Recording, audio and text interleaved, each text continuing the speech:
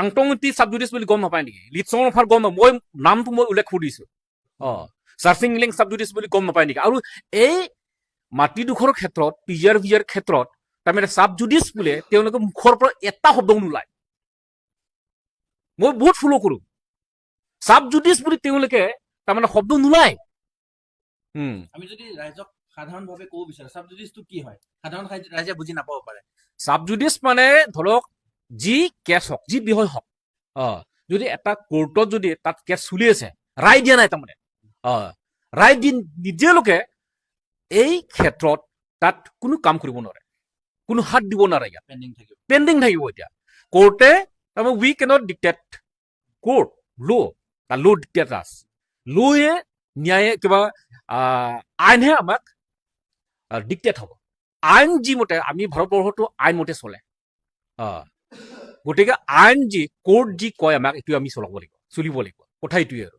গতিকে তেওঁলোকে জানে জানি বুজি সেই সিহঁতে প্ৰটেষ্ট কৰিছে কথা এইটোৱে বেকআপ আছে বেকআপ বহুত মই ক'বলৈ নিবিচাৰো কিন্তু যোৱা বছৰ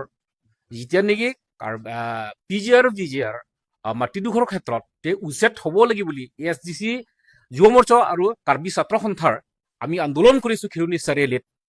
পিছদিনা বিৰোধী দলৰ নেতা দেৱব্ৰত শইকীয়া তেওঁ এছেম্বলিত মজিয়াত তেওঁ ভাষণ দিছিল যে তাত ইভিকশ্যন হ'ব নালাগে উচ্ছেদ হ'ব নালাগে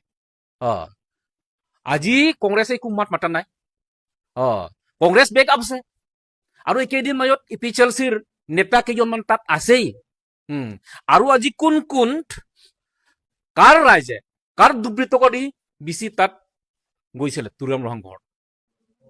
বিশেষকৈ কংগ্ৰেছ আৰু APHLCৰ মানুহে তাত গৈ আছে তাত CCTV আছে অহাকালি পৰহি চব ওলাই যাব যিমান লুকা ভাবু খিলেও নহ'ব আজিকালি ইমান হাইটেক দিন আমি টিভিত দেখি আছো আমি ফোনত দেখি আছো অহাকালি পৰহি চব ওলাই যাব ইয়াৰ কোন কোন হয় বেছি সময় নালাগে এতিয়া কথাটো হ'ল এই ক্ষেত্ৰত এতিয়া আইনৰ দুটা পৰি গ'ল এটাটো হ'ল পিজিআৰ ভিজিআৰ ক্ষেত্ৰত আইন হৈ গ'ল ন্যায়ালয়ত হৈ গ'ল কোৰ্টত আৰু এতিয়া যোনে তাত প্ৰটেষ্ট কৰিছিলে যোনে তুলিয়াম ৰহাং ছাৰ ঘৰত গৈছিলে তেওঁলোকে এতিয়া আইনমতে সিহঁতে শাস্তি পোৱাৰ তাৰমানে সিহঁতে এইটো নেচাৰেল